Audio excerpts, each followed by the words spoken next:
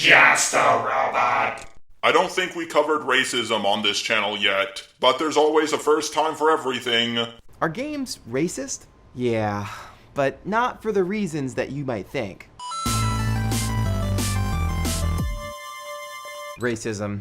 It's kind of a thing. Custer's Revenge? Really? You're using an 8-bit game? Custer's Revenge isn't racist. It's actually what happened back in those days. If anything, it's probably more misogynist than racist. The original Jynx from Pokemon? Jynx is based off a mythological creature called the Yama-Uba.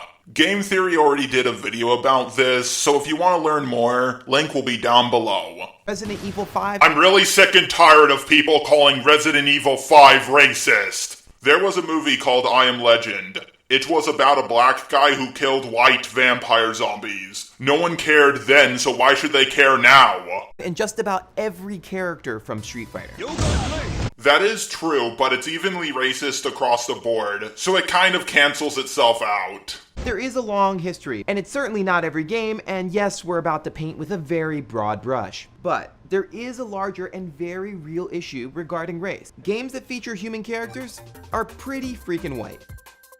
Okay, two things. One, you're using Shepard from Mass Effect. You can customize Shepard however you want. Second, really? You're using Duke from Duke Nukem Forever? No one even likes that game.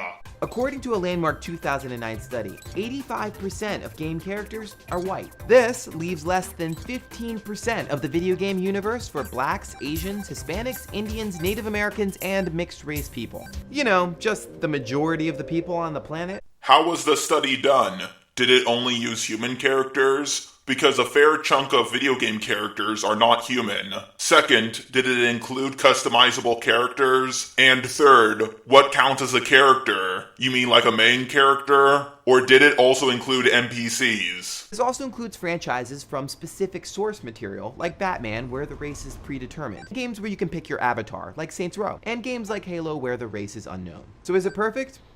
No, but let's look at some of the top games from the last year. Booker DeWitt and Elizabeth from BioShock Infinite. The game takes place in 1912 in a steampunk American city.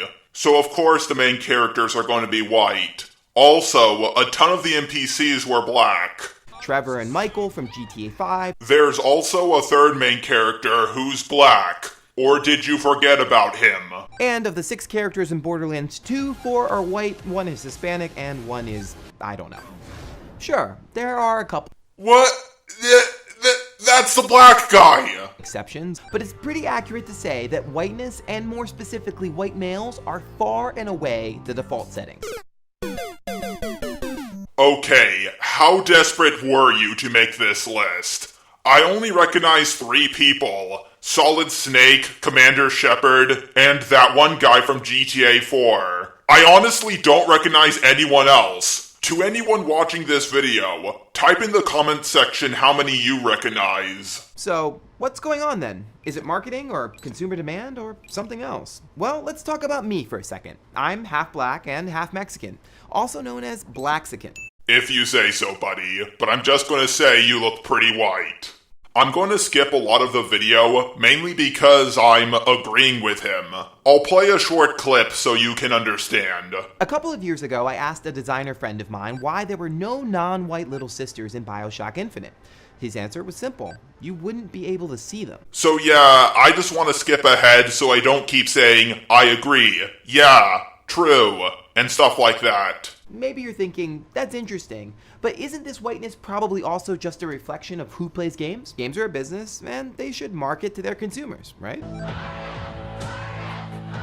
Well, they don't. Not even close. A Nielsen study found that African Americans consistently spent more time playing video games than whites did. I looked at your citation for this. It says black people watch more TV, and it lumps DVDs and video games together. For all we know, they're just watching a lot of TV.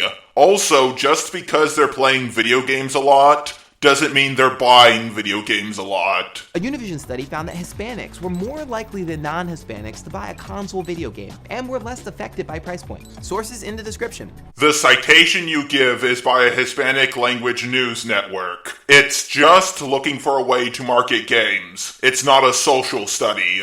characters they create tend to be stereotypes, sidekicks, or just not playable. So we end up with characters like Barrett from Final Fantasy VII, You look after Mama. Coltrane from Gears of War, In the flesh, baby. and that weirdly racist NPC from Deus Ex Human Revolution. Well, shit. I don't know if this is true or not, but I have heard rumors that the voice actor was black and she wanted to voice the character that way. If I find any evidence to back this claim up, I'll link it in the description. Oh, and let's not forget the Red Guard of the Elder Scrolls series, black gypsies with a rage problem and a low IQ. Okay, I'm not 100% sure if you're talking about the Dark Elves or the Red Guards. While you do say Red Guard, you put a Dark Elf on screen. If you're talking about the Dark Elves, 1, they're a fictional creature, 2, while they are gypsy-like, that's not a bad thing, and 3, while they may not be the most intelligent race in Tamriel, they're certainly a lot smarter than the Wood Elves. Now, if you're talking about the Red Guards, 1, they don't have a rage problem. If anything, the Nords are the one with the rage problem. And 2, how do they have a low IQ in any way? They have the best navy in all of Tamriel. And, with the exception of Connor from Assassin's Creed or Tommy from Prey, the very few Native American characters there are tend to be stereotypically dressed as warriors.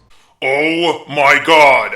That guy's from the Civilization game. That's how Native American warriors dressed back then. Here's a picture of Queen Elizabeth from the same game. You see how she's dressed? Kind of stereotypically. Do you know why? Because the game is trying to be historically accurate. From like 150 years ago.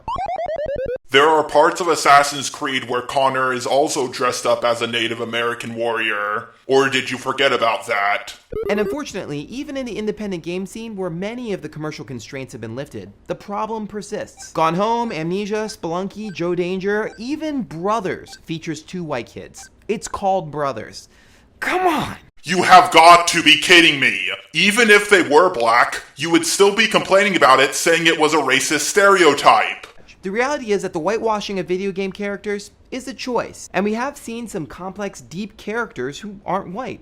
Papo and Yo follows a Brazilian boy dealing with an abusive alcoholic father. Aveline de Grand Prix is a rare mixed-race character, and a brave one at that. And Lee is a college professor trying to escape his past and a loving surrogate to a young girl against all odds. The game also starts with him in a cop car. I don't think that's how black people want to be represented. But no matter who else you can think of, these characters are the exception, not the rule. And to butcher a quote by someone much more important than I am, I want to live in a world where video game characters are not judged by the color of their virtual skin, but by the content of their character stats. But all you have been doing is judging them by the color of their skin. Why don't you listen to what Martin Luther King actually said? Ideally, games should reflect the world that we live in, or at the very least, reflect the gaming community that plays them. Will it be easy? No, I just told you why it would be difficult. But we can do better. So what do you think? Do games have a race problem? Nope.